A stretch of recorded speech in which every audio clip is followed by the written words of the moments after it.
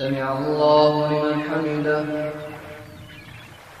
اللهم لك الحمد أنت نور السماوات والأرض ولك الحمد أنت قيوم السماوات والأرض ولك الحمد أنت رب السماوات والأرض ومن فيهن أنت الحق ووعدك الحق ولقاؤك حق والجنة حق والنار حق والساعة حق اللهم لك أسلمنا وبك آمنا وعليك توكلنا بسم الله الرحمن الرحيم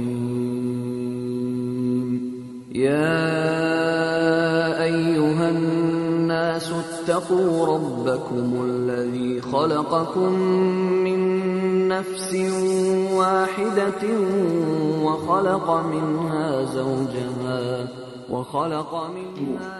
Ajo që kisha veçu fillimisht është të koha e lirë, cilës nuk i vënohet vëmendje. Të shumë tri tonë shohim se kalojnë kohën e lirë pa ndonjë qëllim të caktuar. Do të me rëndësi është tek ai që me i ecë koha.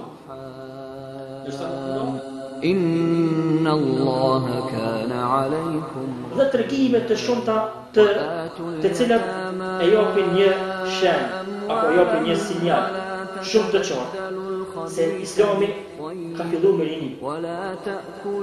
Islami ka lulzuar me rini dhe Islami do të mbetë dhe do të mbijeton me rini.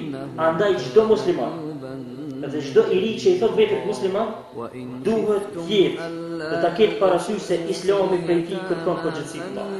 فانكحوا ما طاب لكم من النساء فانكحوا ما طاب لكم من النساء بسم الله الرحمن الرحيم الحمد لله رب العالمين والصلاة والسلام على أشرف الأنبياء والمرسلين وعلى آله وصحبه ومن تبعه بإحسان إلى يوم الدين. Falëndrime dhe lavdrime të takojnë vetëm Allahut Azza wa Jall. Salavat dhe selamet qofshin mbi pejgamberin ton Muhammedin sallallahu alaihi wasallam, mbi familjen e tij, shokët e tij dhe gjithë ata që ndjekin rrugën dhe traditën e tij deri në ditën e fundit. Shikues të nderuar, assalamu alaikum wa rahmatullahi wa barakatuh. Jemi sërish së bashku në emisionin ton të radhës Drejt për drejt, feja është këshill. Dhe kësa herë para jush do të flasim rreth një çështjeje e cila është shumë e rëndësishme për një shoqëri të mirëfillt dhe të shëndosh.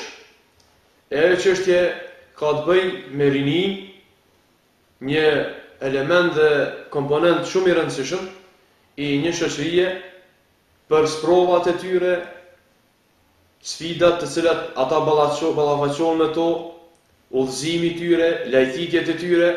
Dhe paralel me këto të gjitha, Islami dhe këshillat, sugjerimet, zgjidhjet e Islamit e cila si fe e përsosur e zbritur nga Allahu Azza wa Jall i paraqet për rinin, me që ata e kanë barën kryesore për një jetë më të mirë të një shoqërie gjatë qëndrimit të tyre në këtë tokë për qëllimet të cilat i ka krijuar Allahu Azza wa Jall.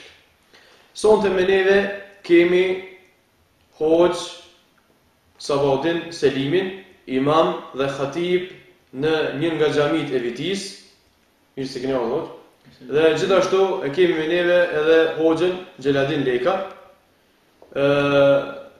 Dhe para jush do ta trajtojmë këtë çështje. Fillimisht do t'i kisha përmend disa citate nga profeti ynë Muhamedi sallallahu alaihi wasallam dhe rinis. Rinia në Islam e ka një barë të madhe. Allahu Azza wa Jall kur e ka kriju njeriun, kemi përmend shumë herë se e ka kriju me qëllim të caktuar. Ai qëllim është krijimi, është adhurimi i Allahut Azza wa Jall. Adhurimi i Allahut Azza wa Jall. Mi po adhurimi me cilin Allahu Azza wa Jall e ka ngarku njeriun më së shumti, më së miri, më së lehti më me aktivitet madh kryhet në rinin e njeriut. Për shkak se në rinin e njeriut trupi i njeriut është më i gjallë, është më i shëndosh, është më aktiv, truri i tij, mendja e tij është më e thjellët. Kuptimi i gjërave është më i lehtë, mësimi i rrethonave shoqërore është më i kuptueshëm, më i kapshëm. Dhe për këtë shkak edhe të rinjt në Islam qysh në kohën e pejgamberit sallallahu alaihi wasallam e kanë pas peshën e vet. E kanë pas peshën e vet. Dhe rëndësia e peshës së rinis qysh në kohën e pejgamberit sallallahu alaihi wasallam vrehet përmes një hadithi autentik ku pejgamberi sallallahu alaihi wasallam kur një i ri kishte qenë i sëmuar shumë, kishte shkuar për ta vizituar këtë ri. Vetë vizita pejgamberi sallallahu alaihi wasallam këtë ri aludon se pejgamberi sallallahu alaihi wasallam është kujdesur për të rinjt, për problemet e tyre, për smundjet e tyre dhe ato telashe të cilat i rrethekojnë ata. Kur shkon pejgamberi sallallahu alaihi wasallam për ta vizituar këtë ri, e pyet si e ke gjetë veten, në çfarë gjendje je, si po duket gjendja jote. Ky riu i cili ishte i smuar dhe në hadith transmetohet se ishte në momentet e vdekjes, për shkak smundjes rëndë që kishte kapluar atë, thot, po shpresoj takimin me Allahun azza wa jall, mirë po kam frikë për gjunohet e mia.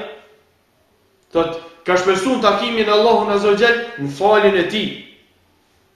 Po në njëjtën kohë ka pas frikë për gjunohet e veta të cilat i ka vepruar ai.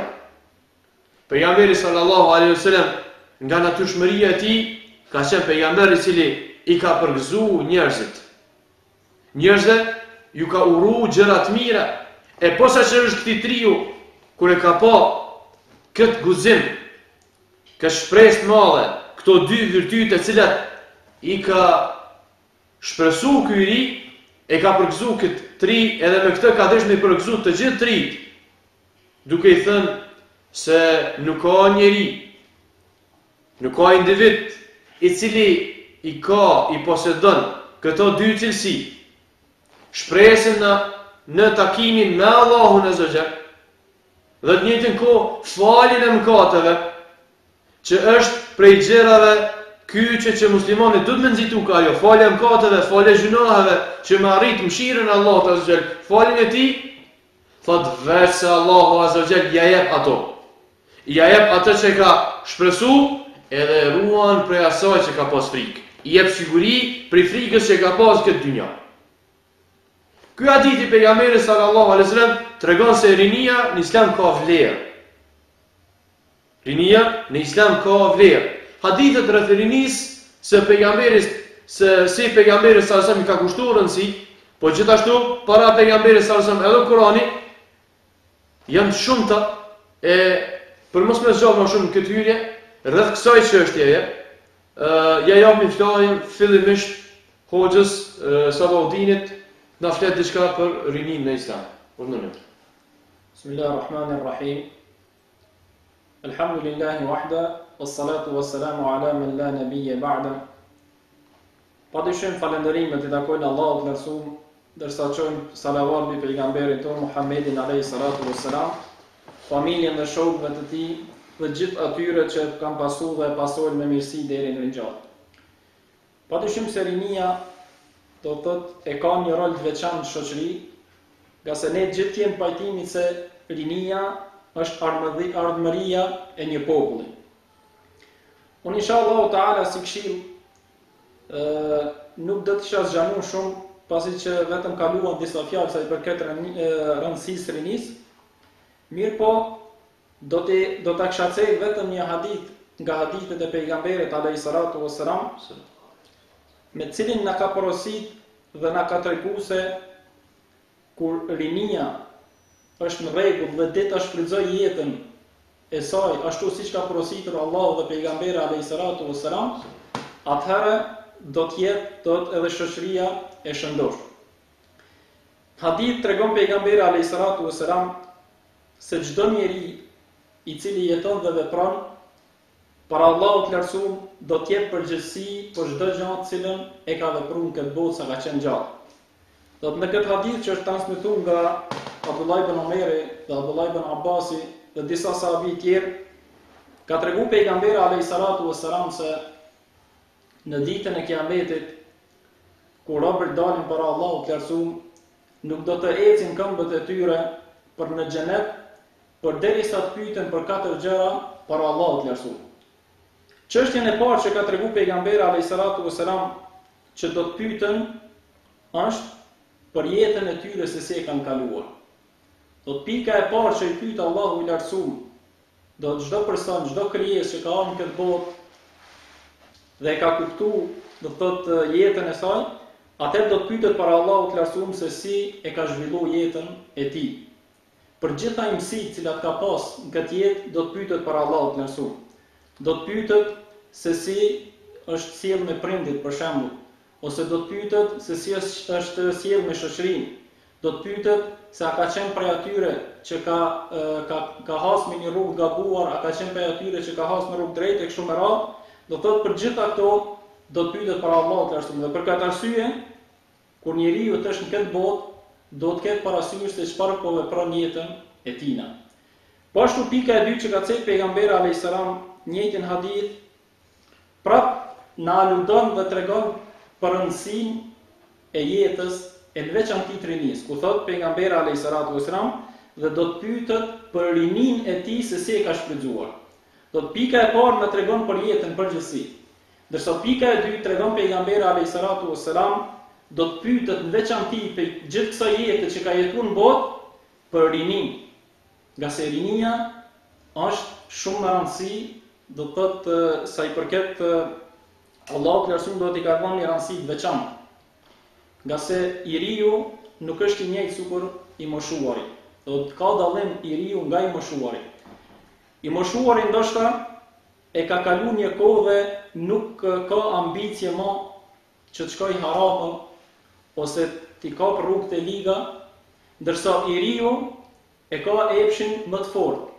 Dhe ambicjet e tij për harame, për devilim, janë shumë më të mëdha se sa ambicjet e të vjetrit, do të atit më shumë. Dhe për këtë arsye pejgamberi alayhis salam do të pikën e dytë e ka veçuar, do të rinien nga komplet jeta që e cekon pikën e parë. Pra në veçantë çdo njeri para Allahut të lartësuar do të pyetet për rininë e tij se si e ka kaluar sa ka qenë këtë botë. Po ashtu në një hadith tjetër ka ardhur se pejgamberi alayhis salam ka treguar se Allahu i lartësuar e arsyeton një njeri derisa t'i ngushtë 6 vjeta. Mirë, pas kësaj kohe Allahu nuk e arsyeton. Ka sa ndej këtë kohë, do derisa ta ngushtë këtë kohë, ndoshta ka qenë prej atyre që i kanë shkuar që të bëjnë punë të liga. Dhe nga sfidat e jetës që i ka pas rënë, ka marrë mësim dhe ndoshta i shpërmisu ndej këtë kohë. Mirë, pas kësaj kohe, Allahu i lartësuar nuk arsyeton më, pasi që do të nefsi i tij është ul, dhe nëse vazhdon prapë punë të liga, atë nuk ka arsyetim të Allahu i lartësuar. Kjo pra ishte pika 2 që i ka dhënë rëndësi të veçantë do pejgamberi alayhis salam këtë hadith, për gjithë jetës komplet e ka veçuar rinin, nga se rinia është ajo e cila do të njeriu e bën që të jetojë jetën më shpranuar, nëse nuk është prej atyre që ndal veten dhe stopon veten para haram. Pastaj vazhdon pejgamberi alayhis salam dhe tregon do për pikën e tretë që do të pyetet ditën e Kiametit për pasurinë se si e ka fituar atë dhe si e ka shpenzuar atë pasuri, cilën e ka fituar atë. Do çdo person do të pyetet para Allahut të lartësuar për pasurinë e tij. Do të mënyra se si është marrë e pasuri, a është marrë në mënyrë legjitime që e lejon shariati jon, do të Kurani dhe Suneti pejgamberit alayhis salatu wassalam, apo është fituar në atë mënyrë me të cilën Allahu i lartësuar është i hidhruar dhe pejgamberi alayhis salatu wassalam nuk ka qenë i kënaqur me atë mënyrë të përfitimit. Do thotë çdo njeri do ta ketë kujdes edhe këtë. Nuk është më rëndësi që vetëm të ketë pasuri, vetëm të arritë pasuria, mirë po do të ketë fillimisht kujdesin se si po arrin këtë pasuri. Më kujtohet një fjalë, një këshill, cilën shehu jon, Sheh Abadi Allah e rujt, e përsërit ke vazhdimisht, dhe ke një pjesë e njerëzve halal dhe haram e kanë halalin dhe haramin nuk e kanë ashtu siç është në Kur'an dhe Sunet, sa i përket pasurisë. Halal për ta është çdo gjë që arrin dorën e tij, pa marrë parasysh mirë se si arrin. Ndërsa haram për ta është çdo gjë që nuk mundet me emrrin, çdo pasuri që nuk mundet me emrrin. Ne nuk duhet të jemi kështu. Duhet ta shfrytëzojmë rinin tonë, edhe në punë, edhe në përfitime materiale. Mirë po, duhet ta shfrytëzojmë në atë mënyrë cilën na i ka lejuar Allahu i lartësuar dhe pejgamberi alayhis salatu wassalam. Dhe po ashtu pika e 4 tregon pejgamberi alayhis salam do thotë, do të pyetet çdo kush se çfarë ka vepruar me dijen cilën e ka marrë. Do të çdo person kur del para Allahut të lartësuar do të pyetet për dijen që e ka marrë dhe se a e ka praktikuar do të atë dituri cilën e ka mësu apo jo. Nga se mos praktikimi asaj që mëson është një mëkat shumë i madh te Allahu i lartësuar, ashtu siç na ka treguar Allahu në Kur'an ku thotë: "Ya ayyuhalladhina amanu lima taquluna ma la taf'alun." O ju të cilët keni besuar, përse e thoni ata të cilën nuk e veproni.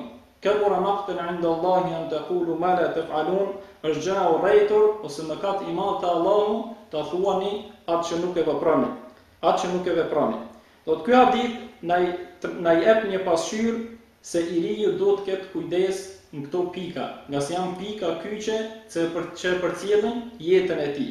Do të fillimisht duhet ta planifikojë jetën e tij dhe ta bën ata ashtu siç është i kënaqur Allahu dhe pejgamberi alayhis salam. Në veçantë rinin e tij, ka se kjo është më me rëndësi, do të pjesa më me rëndësi në jetën e tij. Po ashtu duhet të ketë pasurinë, duhet të ketë kujdes pasurinë e tij dhe diturinë e tij ta vënë praktik, ashtu siç na ka mësuar Allahu i lartësuar dhe pejgamberi alayhis salatu wassalam. Hoxha Allah i shpëlbeft, thotë ajo çka ishte diçka shumë tepër interesante në fjalët e tua, thotë çështja se njeriu në ditën e gjykimit do të pyetet se si e ka kaluar rinin e tij. Për shkak të se në rinin njeriu thotë pas ka aktivitet shumët, edhe ka gjallërinë të cilën nuk ka në moshën e pjekurisë, andaj kërkohet në rinin e tij me tregu veten abstenimin e tij ndaj epsheve të cilat i ka ndaluar Allahu azza. Allah shpëlbet për këto fjalë që i tha.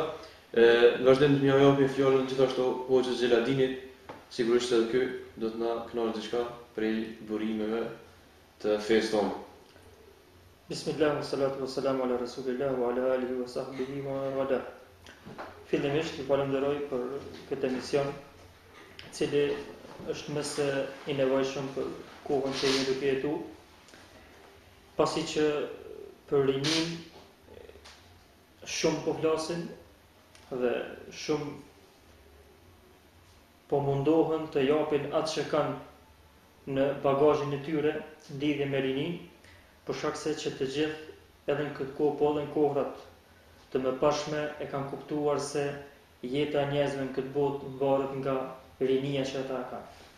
Mirë po, ajo që veçohet në emisionin që jemi duke folë tash, e që është misioni qelluar siç tash, është se në këtë rast rinis po ja japim një zgjidhje nga ana e Islamit. Dhe s'ka dyshim se nuk kanë mundësi rinia jonë të kenë ndonjë zgjidhje më të mirë se sa zgjidhja e Islamit. Andaj edhe kjo mundësi që t'u tregojmë të tjerëve për kujdesin e Islamit ndaj rinis, zgjidhja që jep Islami feja jonë ndaj rinis, është me të vërtet një shansë e mirë për ata që dëgjojnë, nga se nuk kam dyshim se nuk janë mësuar që të dëgjojnë zgjidhje dhe ide dhe opcione që do të i dëgjojnë sonte, të cilat burojnë nga fjala e Allahut apo fjalët e profetëve të tij me të dashur pejgamberëve sallallahu alaihi wasallam. Unë do të cek diçka në lidhje me kujdesin e Islamit ndaj rinis. Nëse marrim e shikojmë librin e Allahut, do të shohim që Allahu azza wa jall ka përmend shumë tregime, të cilat kanë lënë gjurmë në histori. Dhe për shkak të rëndësisë madhe të tyre, ato përmenden edhe në librin më të vlefshëm që ka ekzistuar ndonjëherë në këtë botë, domethënë Kur'anin e Sheh. Allahu azza wa jall kur tregon për një mision të madh të Ibrahimit alayhis salam, mision i cili ka qëndosh të ketë vendosmëri të madhe që të kryhet, që të bëhet. E ky mision është thyerja e putave, thyerja e idhujve, thyerja e çdo gjëje e cila adhurohet ka shi Allahut. Me të vërtetë ky mision është i gjithë pejgamberëve, andaj edhe është i një rëndësie të veçantë.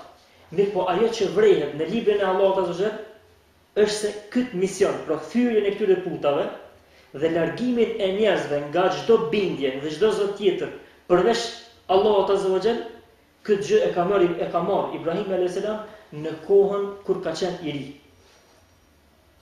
Sami'na fatan yuqalu lahu Ibrahim. Allahu azza wa jall tregon Kur'an thotë, kemi dëgjuar për një të ri, njerëzit tregojnë se kush i ka thyer idhujt, thonë kemi dëgjuar se një i ri i cili e ka emrin Ibrahim. Pra edhe idhujt, një gjë themelore për ruajtjen e fesë e njerëzve në këtë botë, e ka thyr apo e ka largu një person i cili ka qenë profeti i Allahut, por ka qenë në moshën e ri. Domthonë ndërmarrja e këtij hapi të madh do një guxim të madh, do një vendosmëri të madhe dhe sikur që Allahu azza wa jall don t'i thotë rinis se hapa të tillë të mëdhaj nuk ka mundësi të i marrë dikush tjetër vetëm se të rit. Kjo e para. E dyta, Allahu azza wa jall tregon në Kur'an për banorët e shpellës, që mendoj që ai i cili ka lexuar Kur'anin në surën Kahf, Kaptina Kahf, e lexon tregimin e tyre interesant. Këta të rinje janë veçuar nga populli i tyre për shkak mizorisë së madhe, për shkak mëkateve të shumta të popullit të tyre, janë veçuar me një shpellë. Fitjetun amenu bi rabbihim wa zidnahum hudan. Allahu azza wa jall kur e përshkruan këta, do të kanë qenë një grup nga të rinjit, të cilët kanë besuar në Allahun azza wa jall dhe Allahu azza wa jall pastaj u ka shtuar atyre edhe më shumë besimin. Për shkak besimit tyre. Këta me këtë moshë të re kanë marrë guximin, forcën dhe vendosmërinë të largohen nga populli i tyre në tërësi dhe të jetojnë në shpellë për shkak se populli i tyre ka qenë në një devijim të madh.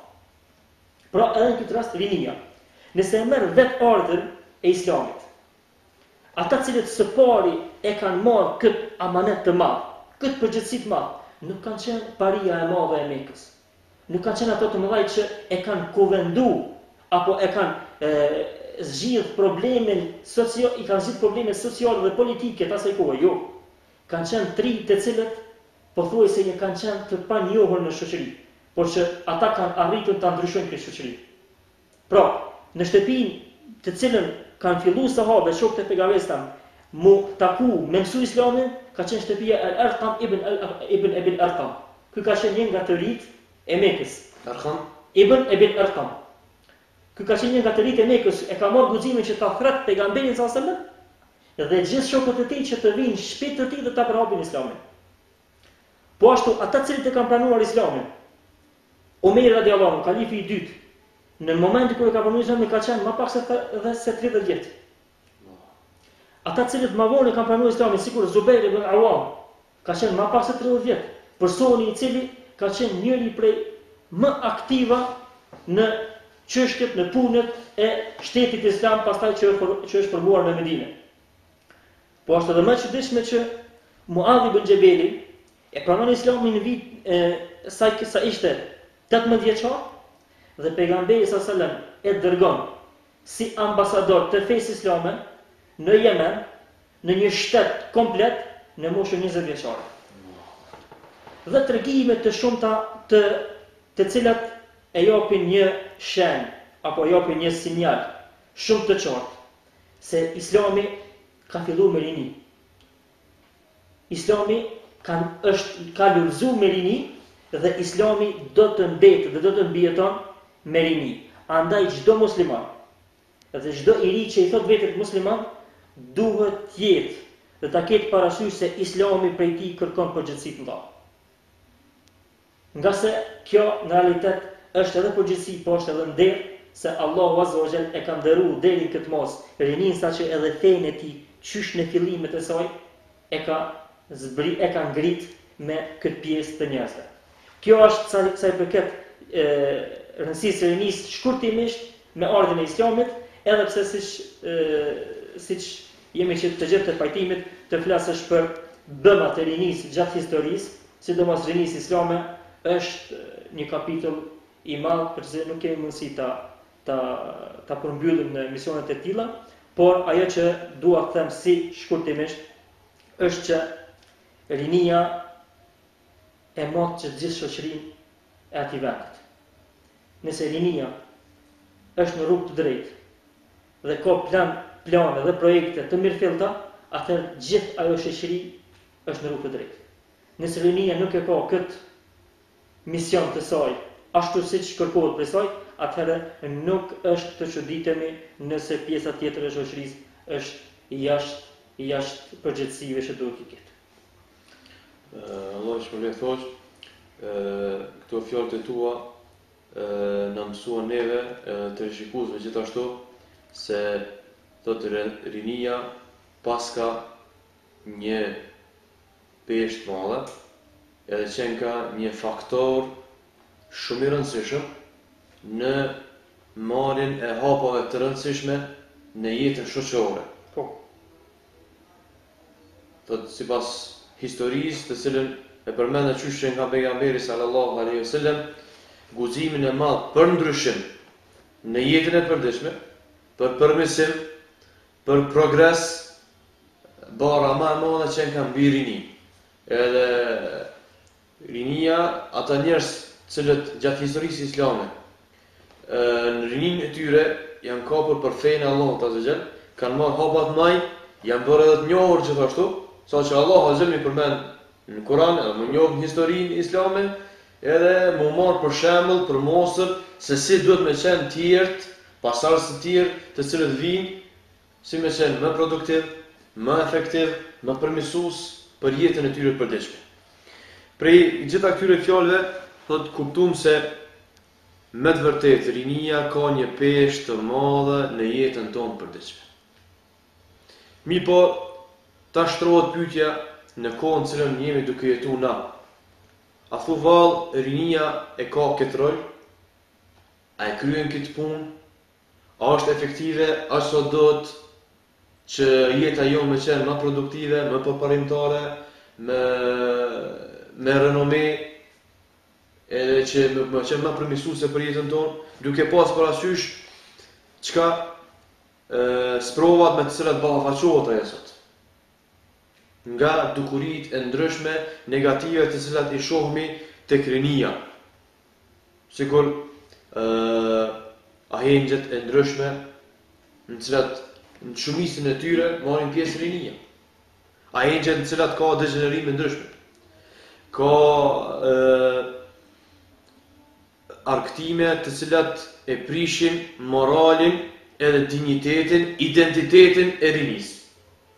Pastaj dukurit të cilat i vremi në trupin e rinisë, dukurit të cilat nuk i takojnë me krijimtarin apo cilën Allahu azza ka kriju triun në të formë, sikur tatuat e ndryshme, të cilat i shohim shpesh, që shpeshtohen dita ditës, edhe është një lloj mode, e cila nuk është prej traditave tona, nuk është prej vlerave tona. Pastaj përngjasimi në rroba nga të dy anët e gjinive, qoftë tek meshkujt apo tek vajzat, tek femrat. Vajzat veshin prej rrobave të meshkujve, kurse meshkujt prej rrobave të vajzave. Pastaj vathët tek meshkujt të cilat e shohim që dijes janë prej bukurisë, prej bukurimit të gjinisë femrore. Konsumimi i shumt i drogës, prej kujt? Prej rinisë. Ata janë cilët më shumti mashtrohen edhe joshën përmes kësaj dukurie të keqe, përmes këtij helmi, i cili është vdekje prors, e degradon një shoqëri të mirëfillt edhe shëndosh. Konsumimi i alkoolit në mënyrë ekstreme, gjithashtu. Posaçërisht ajo që ndëgjojmë më shumë të është konsumimi i alkoolit për gjinisë femrore. Në kohën e fundit, e cila ndoshta nuk ka qenë prezente para luftës sfaku tek ne. Abuzime seksuale, një dukuri tjetër negative të cilën e dëgjojmë është se në shkollat fillore apo ato të mesme ta quajmë klasa 8-9 dëgjoj shumë prej femrave në përshkollat tona mbesin 7 zone. Nuk mund të përfundojnë shkollimin e mesëm. I largohen prej, domethënë ndalohen prej arsimimit. Prej kujt, prej mocanikëve tyre. Që kjo është një barë e madhe shumë edhe për arsimtarët, të cilat i mësojnë ata ndonjë. Dhe dukuri tjera të shumta, të cilat janë prezente tek rinia jon, kishin pas qef me ndëgju pak për ju rreth këtyre dukurive, s'paremi pjavë flajën, po sabahudinit e pastaj edhe. Fatkeqësisht rinia jon po kalon thot në sfida të ndryshme, do gjitha ato që i cekë më herët, padyshim që janë veti shumë negative, cilat tregojnë për një shoqëri e cila nuk është e shëndosh. Duke fillu pej darsma, pej festimin të maturës, e cila pothuajse është bën një vepër obligative për nxënësit, a cila nëse shkojmë me rregulla do të Ministrisë së Arsimit nuk e gjejmë një gjë të tillë, e mos flasim për çështje të fesë, po ashtu do të konsumimi i alkoolit, paraqitja e immoralitetit, do të lakurisia e cila dita e ditës po vjen duke ushtuar, gjitha këto padyshim tregojnë se ne jemi duke ecur me një rrugë shumë gabuar. Mirë po, ajo çka është edhe më me çudi se kjo, ne përveç se jemi larguar nga fjalët e Allahut lartësuar, përveç se jemi larguar nga fjalët dhe porositë e pejgamberit tonë Muhamedit alayhis salatu vesselam, është një çështje tjetër cilën e kem harruar.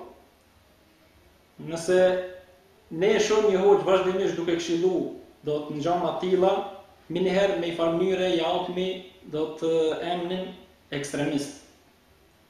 Nga se ky pe ndalon rinien do të nga knasit, pe izolon me i farmyre një nga knasit. Mirë po ne nëse e shohim pe i lam çështjet e fesë me një, po dalim çështjen e kombit to. Cila nga këto dukuri negative i përket kombit to? Për shembull darsma të cilat zhvillohen sot tek ne. A është dukuri ose a ka qenë para luftës dukuri e kombit ton? Padyshim që s'ka qenë.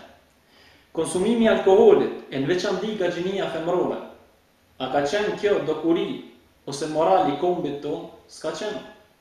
Festimi i matura, do të lakurisia, do të bashkimi mes dy gjinive, gjitha këto dukuri negative që i cekë më herët, do të nëse nuk him në aspektin fetar fare, mirë po him vetëm në aspektin e kombit si komb shqiptar, nuk na përkasin ne. E mos flasim për çështje të fesë, cilat gjitha këto i gjanë se Allahu i lartësuar i ka ndaluar në Kur'an dhe se pejgamberi alayhis salatu vesselam i ka ndaluar hadithet e tina. Po është një çështje tjetër që ja vlen me cek këtu, ka se shpesh ndodh që musliman cilët po e quajnë veten musliman, ndërsa realisht Allahu e di gjendjen e tyre më së miri, ndodh që angazhohet me një haram për me realizu një haram tjetër. Kjo është edhe më e dëmshme, edhe më e rrezikshme. Për shembull, ne në shumicën e rasteve dëgjojmë se gjitha këto harame që bëhen, me darsma, me matura, me lakurisi, me konsumim të alkoolit, gjitha pothuajse e kanë burimin te kreditet. Është një shifër që unë ndëgjova para disa dite, do të shifër zyrtar, se përmi 400.000 kredite janë të marrura në Kosovë, që i bje pothuajse çdo familje ka kredit në bankë. Riba, Allah e na ruaj. Nga kjo na del se çdo familje kosovare pothuajse është zhyt në këtë haram. Edhe nëse analizon, shumica prej tyre e marrin këtë haram për me realizu një haram tjetër, siç është darsmja, shkumja në det, për blerjen e garderobës për matur, ose për diçka tjetër. Ajnë tjera të shumë të cilat i shohin veçanti do të në stinën e verës. Do të gjitha këto janë padyshim dukuri negative, cilat të përcjellin rinin ton, fatkeqësisht me këta, mirë po shpresojmë te Allahu i lartësuar që do të me shtimin e xhallarëve, me shtimin e predikuesve të fesë, do të vjen e duke u pakuar në punën e tyre. Në punën e tyre, padyshim çdo njeri do të fillojë nga vetvetja e tij. Çdo njeri do të filloj, do të hapin nga vetvetja e tij dhe kështu inshallah së bashku do të mundohen që ta ndërtojnë një rini të pastër dhe të fortë ashtu siç na ka hije si kom, po fillimisht edhe si besimtar. Allah i shpëlbetosh. O Xheladini, çka kishe na thonë rreth kësaj çështje? Unë kisha më ndërlidh drejt për drejt me temën. S'ka dyshim se këto dukuri negative janë të dëmshme së pari për personat që t'i bëjnë, pastaj për rrethin ku jetojnë dhe për popullin në përgjithësi. Andaj unë mendoj se duhet t'u sqarojmë të rive se nëse dëshirojmë për shembull siç është rasti që tek ne përmendet shpesh arritja në Evropë apo në përparimet e ndryshme në botë. Është shumë e qartë dhe mendoj se secili që dëgjon tash e din se nuk ka mundësi të arrihet në botë me dukuri negative. Nuk ka mundësi të arrijë një përparim, një zhvillim, një civilizim i mirëfillt me dukuri negative.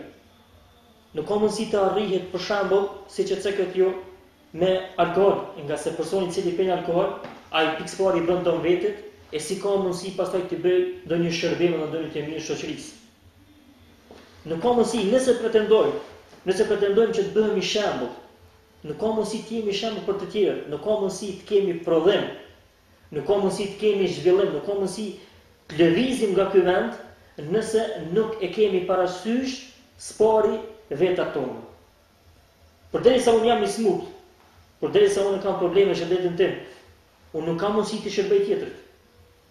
Unë do ta shëroj vetëm pikë spari. Andaj rinia do ta shëroj vetëm nga këto dukuri negative spari. Të largohen nga çdo gjë e cila i bën dëm atyre. Nga se do ta kenë një rregull të qartë. E pranuan apo nuk e pranuan. Kjo çështje ju takon atyre. Allahu Azza wa Jalla nuk ka ndaluar diçka në këtë botë për interesin e tij, për dobinë e tij. Por i ka ndaluar të këqijat për dobinë e njerëzve. Për shkak se ato do t'i bëjnë dëm atyre. Andaj gjitha këto dukuri që i ceketi, qoftë shkuarje në det në këtë formë si shkojnë në mia, nga se në esencë shkuarja në det nuk është ndaluar, por forma se siç bëjmë ne është ndaluar. Dasmat në esencë nuk janë ndaluar, dasmat kanë bërë edhe njerëz më të mirë nga muslimanët, edhe pejgamberi sallallahu alajhi wasallam. Por forma se si e bëjmë ne është ndaluar.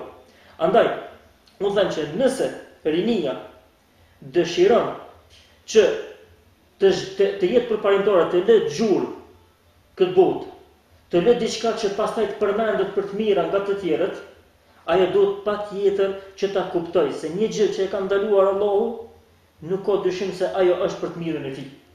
Andaj, çka nevojitet nga kjo?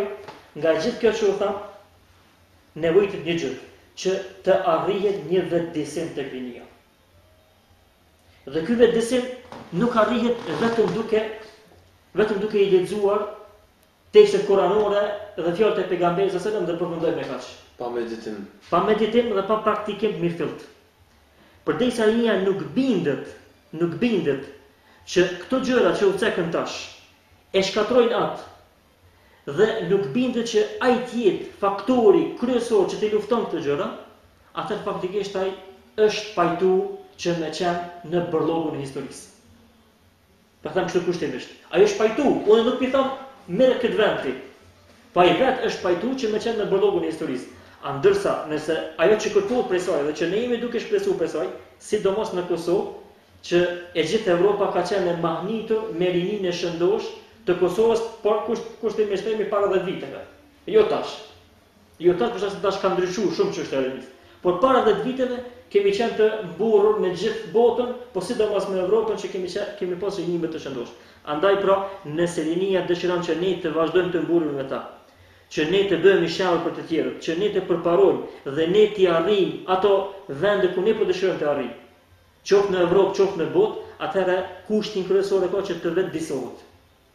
Dhe nuk ka mundësi një i ri i vetëdijsuar të vrapoj pas këtyre gjërave të cilat i bëjnë dëm atij pikëpari, pastaj edhe të tjerëve.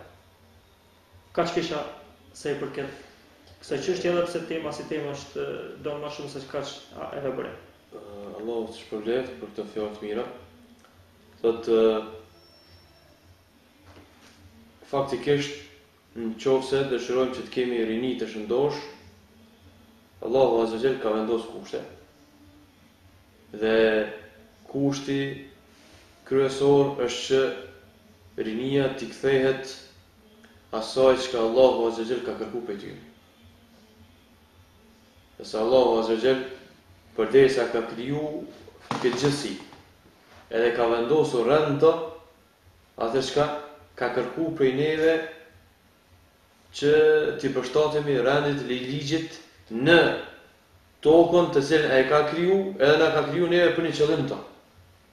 Shumë thjesht, sikurse një person i cili e ka një pronë, edhe nuk të lëron tjerë që të manipulojë me pronën e tij, edhe të lozin pronën e tij, apo çfarë dojnë ata të veprojnë me pronën e tij, e njëjta gjë është apo kujdesari i shtëpisë, i cili është ruajtës i një shtëpie, kujdesari i shtëpie nuk lejon që në shtëpinë e tij të manevrohet edhe bëjnë antarë të familjes çka dojnë ata vetë pa lejen e tij.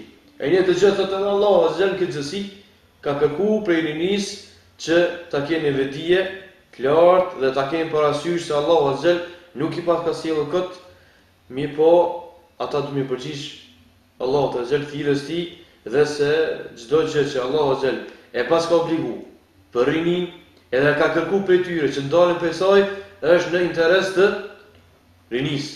Është në dobi të njerëzit dhe asesi Allahu Azza wa Jall nuk ka nevojë për ato, po njerëzit kanë nevojë, rinia ka nevojë për to.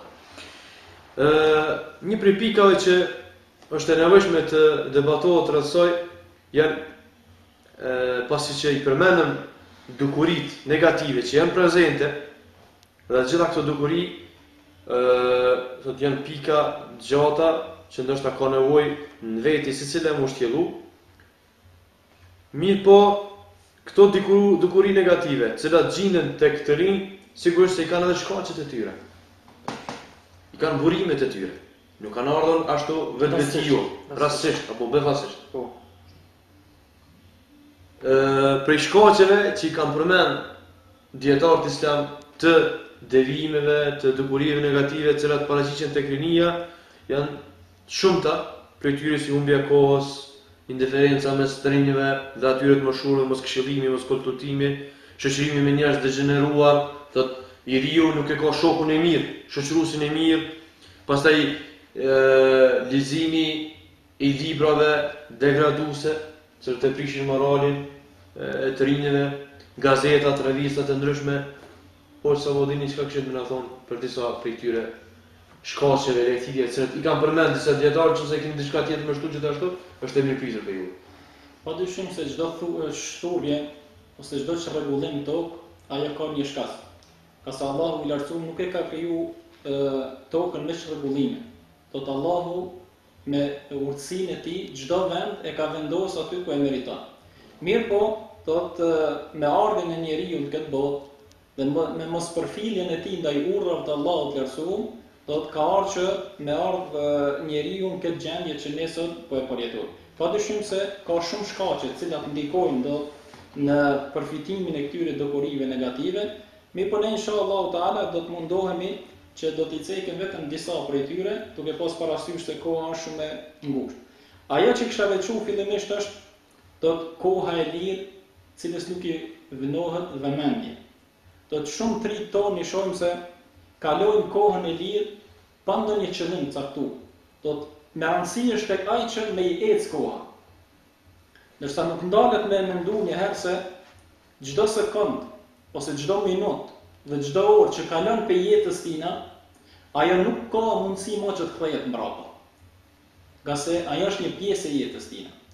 E kur njeriu do të vazhdojë jetën pa ndonjë angazhim caktuar, pa ndonjë qëllim caktuar, kështu e plotëson jetën e tij dhe mendjen e tij. Dhe kur njeriu bën në këtë gjendje, atëherë ai do të ka dëshirë që vetëm të ecë koha e tij pa marrë parasysh se si e shfrytëzon ky. Ndërsa përkundazi, njeriu është i thirrur që ta shfrytëzojë kohën maksimum. Mos t'i lën vetes hapësirën kohën e tij. Mirë po ta shfrytëzojë ata aq më shumë që është e mundur, nga se do të vjen një ditë kur do të llogariten veprat e tij siç e kuptuam në fillim, dhe do të dalë para Allahut të lartësuar dhe të ketë përgjegjësi për çdo vepër që e ka bërë. Atëherë mos shfrytëzimi i kohës, do të kalimi i kohës pa ndonjë koncept jetës, na bën neve që të qasim i këtyre dukurive negative, cilat u cekën më herë. Shkaqet të cilat ndikojnë do të në shfrytëzimin e kohës lirë pa ndonjë qëllim caktuar, pa ndonjë përfitim janë shumëta. Mirë po kisha mi cek vetëm 2 prej tyre, do të që ndikojnë më shumëti. Do të e para është mos interesimi i familjarëve në edukimin e fëmijëve. Kur familjarët janë ashtu siç duhet, edukojnë fëmijën e tyre që ta shfrytëzojë kohën. Dhe me një mënyrë ja bën një orar ditor që fëmiu i tyre të kalojnë këtë orar dhe kështu ai ta merr shprehi nga rinia që ta programon jetën e tij. Mi po ne shohim se prindërit në veçantë do të nuk janë të kujdesshëm ndaj fëmijëve të tyre. Dhe kështu i lanë me një farë mënyre me një hapësirë pa kufi. Dhe ai mundohet në çdo mënyrë me shfrytëzu këtë kohë pa ndonjë qëllim të caktuar dhe kështu kalon koha e lirë. Ndërsa fatkeqësisht disa prej prindërve burrën sepse u kanë dhënë atij fëmijëve të tyre të rinj. Dhe burrën dhe thonë se ne jemi tu jetu me një kohë e cila ligji i saj është demokracia, ndërsa realisht nëse ndalmi dhe analizojmë ky nuk ka kuptuar nga demokracia asgjë. Ka se nuk është demokraci me humb fëmijën tanë në rësirë. E ke një orësirë me ujqi, me gjaknoj, ose me çka dush tjetër për rësira, dhe lëshon fëmijën tanë aty, nuk është kjo zgjidhje, nuk është kjo demokraci, ai vendos çfarë do. Mirë po prindi përkundrazi është personi kyç i cili i jep do të fëmijës tina do të parimet e jetës. Dhe ai do të vazhdojnë ta. Do ta mësoj se si ta shfrytëzon kohën, mos ta lën që koha e tij të shkojë kot se koti. Po ashtu, një tjetër pikë e cila ka të bëjë me këta pikërisht është mos njohja e vlerës kohës që e ka dhënë Allahu i lartësuar. Ne e dimë gjithë se Allahu është betuar në kohë, dhe se Allahu nuk betohet diçka e cila nuk ka vlerë. Por derisa Allahu është betuar në Kur'an dhe ka thënë wal asr, pasha kohën, na jep në kuptues se koha me të vërtetë e ka një vlerë të veçantë te Allahu i lartësuar. Po ashtu një prej dietarëve të mëdhenj, Hasan al-Basriu, Allah e pasqyru ka thonë, o biri i Ademit, ti je ditë, do të një grumbull ditë. Çdo ditë që ec pe jetës tonë një ditë, ka ec një pjesë e jotja. Dhe kështu një ditë ka më tar fundi, kur harxhohen ditë e tua, do të vjen vdekja. Atëherë do të me pas kujdes njeriu se si e kalon një ditë, do të mos ta çojë kohën e lirë kot se koti, mirë po të angazhohet në punë të mira dhe t'ja bën jetën një program dhe kështu të vazhdoj që nga rinia, ti merr hapat e parë nga rinia. Pika e dytë që që ka ndikuar do të që rinia të merr këtë rrugë të gabuar është largësia apo distancimi i rinisë nga të moshuarit dhe familjarët. Do të me mënyrë tash ne kemi bën një ndarje mes rinisë dhe atyre të moshuarve. Një hendek. Po, nuk ka do të thotë komunikim mes tyre. A realisht kjo do të mendoj nga se të rinjët, do të rinia, do të mësoj nga psimet e të moshuarve. Nga se jo rasisht fleshtan kanë thonë, një i cili ka kërkuar, është i barabartë me një që ka mësuar. Nga se ai pej përvojës njëtë që ka pas, ka mësu shumë gabime. Kur i riu ballafaqohet me 1 vjetë, me 1 më shumë, dhe i polemizojnë të gjana, do të i bajnë muhabet këtë gjana, pa dyshim se i ri do të merr mësim ka ky i moshuar.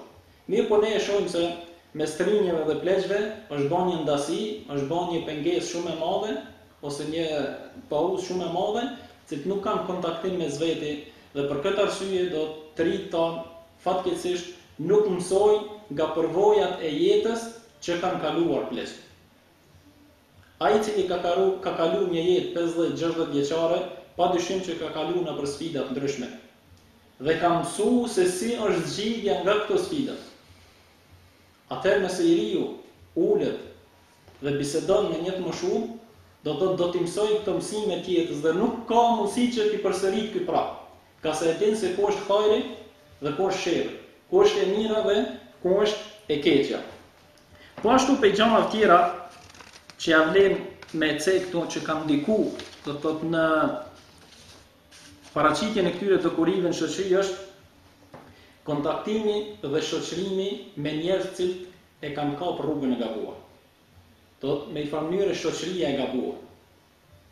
Muslimani nuk guxon t'i kyçet një shoqëri e gabuar.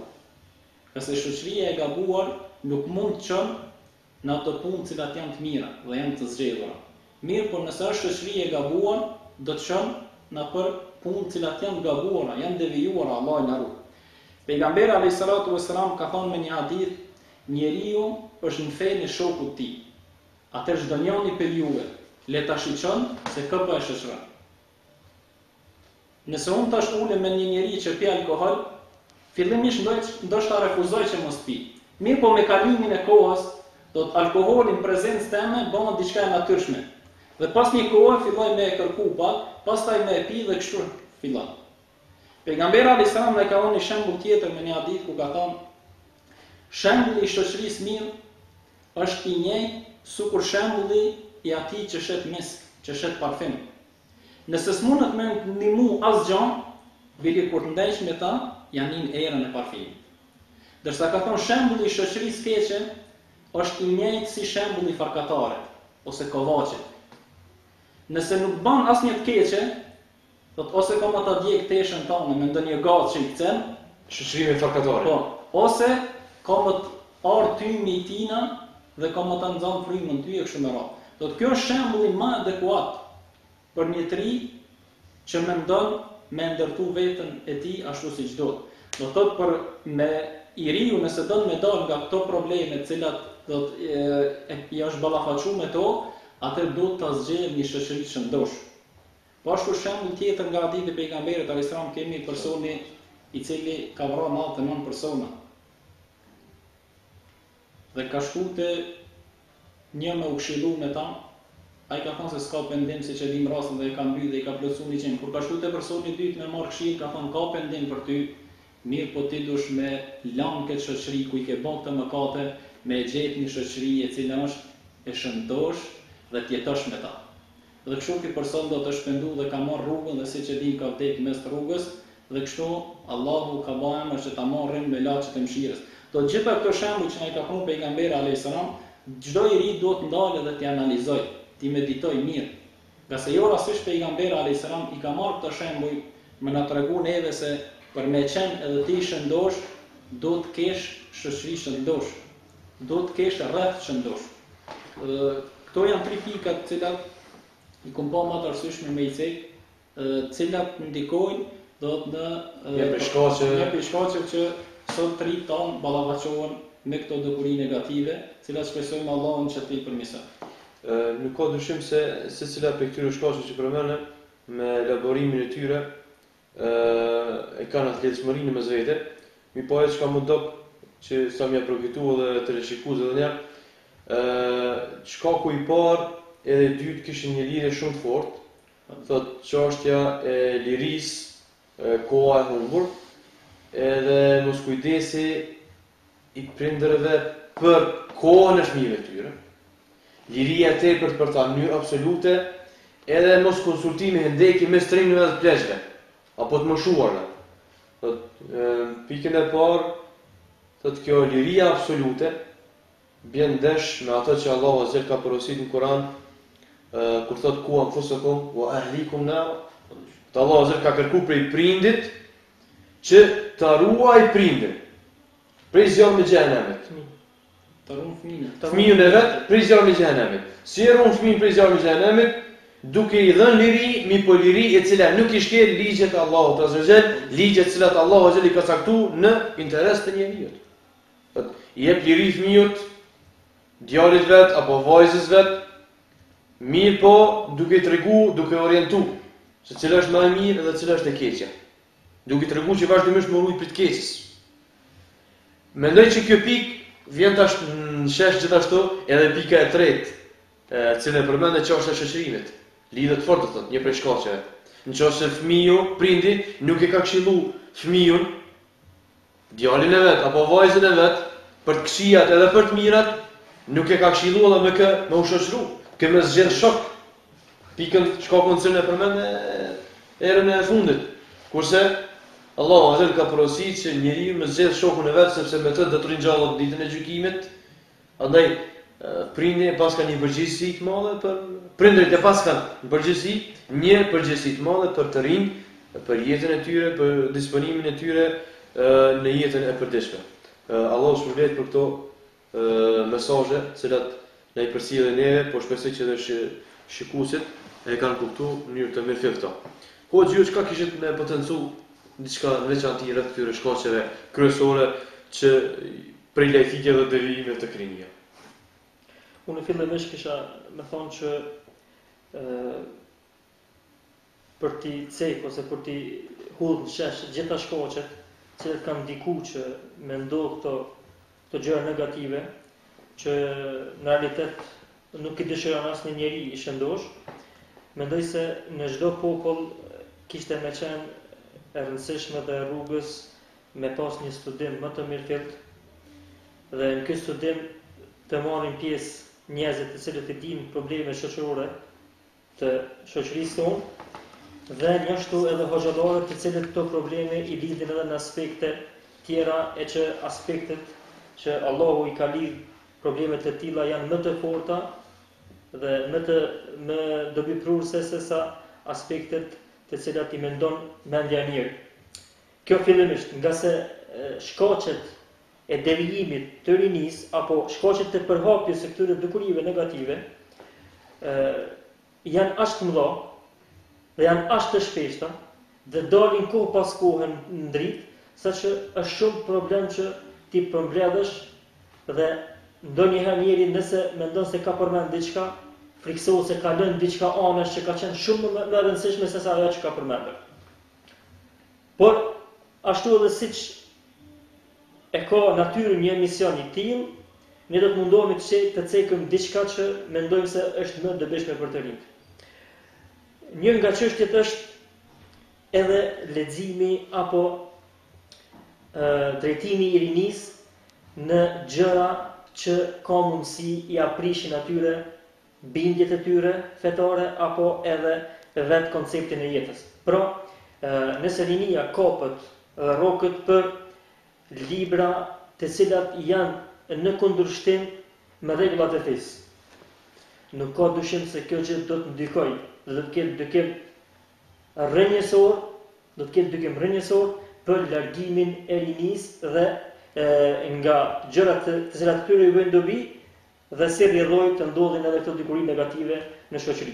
Për shembull, nëse një i ri nuk i din ligjet e Allahut si duhet, dhe siç thamë fillim, ligjet e Allahut kanë ardhur për të mirën e tij.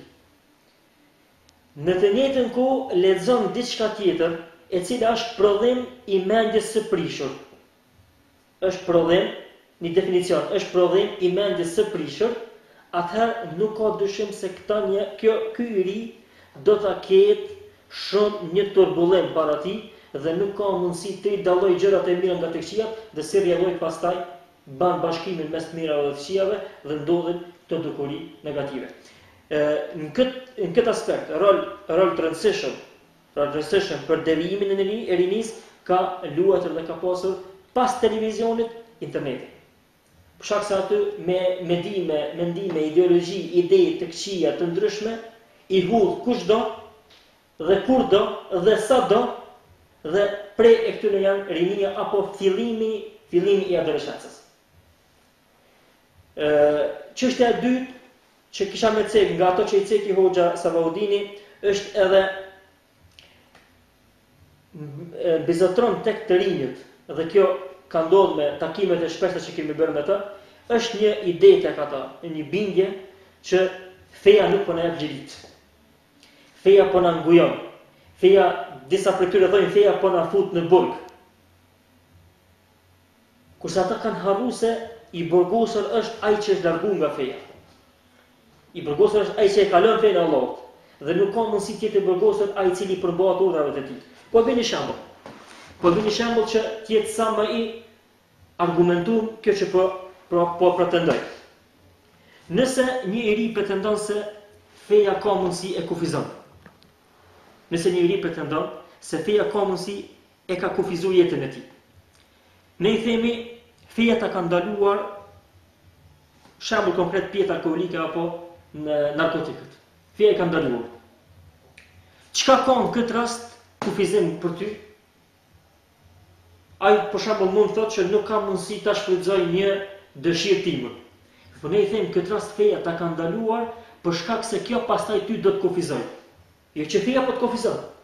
Po kjo pastaj ty do të kufizon. Për shembull, ai cili pihet dhe e humb vetdijen e tij. A ka mundësi pastaj të jetë I lirë? Të veproj, të punoj?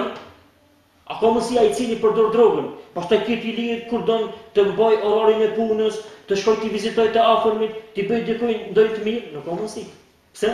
Nga se nuk është ai në gjendje çdo herë, në gjendje normale, që të bëj diçka që dëshiron ai. Domethënë ai që kanë kufizuar. E feja për ta larguar nga ky kufizim, I ka ndaluar ato të këqija që pastaj ai të jetë I lirë në oazat e fesë. Dhe çdo herë kur njeriu është I lirë në oazat e fesë, ai në realitet është I lirë dhe I ka marrë gjitha drejtat e tij që I ka, duke mos I tejkaluar kufit dhe të hyjë të drejtat e të tjetrit. Kështu pra, nëse dikush mendon nga të rit se feja e ka kufizuar, le ta kuptoj në mënyrë shumë thjesht që feja e ka kufizuar në vendet ku ai do të patjetër të kufizohet. Përndryshe, nëse I tejkalon këto, do të jetë shumë më I kufizuar se sa që është brenda fesë. Kjo është, po them, si lloj përgjigje e shkurtë shumë për një rast të tillë apo për një pyetje të tillë, edhe pse, siç thash, elaborimi dhe shtjellimi I temës është shumë më I gjerë se sa që them ne tash. Allah shpëlbeft për këto fjalë.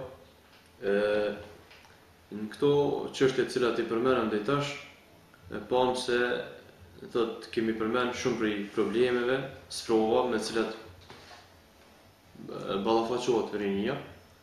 Dhe në të kohë kemi përmend edhe zgjidhjet të cilat I ofron Islami për rini. Dhe pasi që koha veç është afruar në përfundim, shkurtimisht kisha me thonë se rinia ka nevojë që t'i ketë parasysh qëllimet e veta në jetën e tyre të përditshme. T'i caktojë disa caqe, cilat duhet t'i arrijë ato, dhe në këtë mënyrë pastaj t'ia koordinoj vetvetes atë komoditetin se si me realizu ato caqe. Mi pas ka dyshim se pasi që njeriu është krijesë e Allahut Azza wa Jall dhe se suksesi është në dorën e Allahut Azza wa Jall, nuk ka mundësi me arrit deri te suksesi, te progresi, te një jetë më e mirë nëse largohet fesë Allahut Azza wa Jall. Kjo është një lloj rezumeje për ajo çka është e nevojshme për rinim. E lutim Allahun Azza wa Jall që këtë tubim tonin ta bëj të bishëm për të rishikuesit tonë, për familjet të cilat I kanë shikuar këtë, edhe pse koha është shumë e ngurtë dhe të folur për këtë çështje ka nevojë për shumë kësi lloj mezhlisësh, kësi lloj kuvendesh. Lutim Allahun Azza wa Jall që të na jap bereqet në këtë mezhlis tonin, edhe I falenderojmë këta musafir tonë, haxhallar tonë. Allahu ju shpërbleft për prezencën e juve, për fjalët e juve, për këshillat e juve. Allahu Azza wa Jall në shtoft punë të mira në këtë muaj të shenjtë, cilët jemi muajin Shaban, edhe muajin cilin po na pret muajin e Ramazanit. Deri në takimin e ardhshëm, shikues të nderuar, assalamu alaikum wa rahmatullahi wa barakatuh.